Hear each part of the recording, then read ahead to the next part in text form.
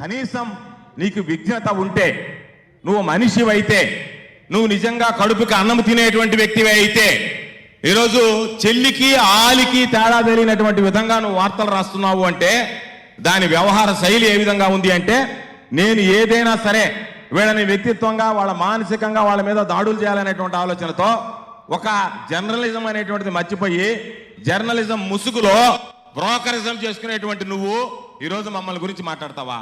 మా కుటుంబ సభ్యుల గురించి మాట్లాడతావా? మరలా చెప్తున్నాం, మీకు ధైర్యం ఉంటే మమ్మల్ని రాజకీయంగా ఎదుర్కోండి.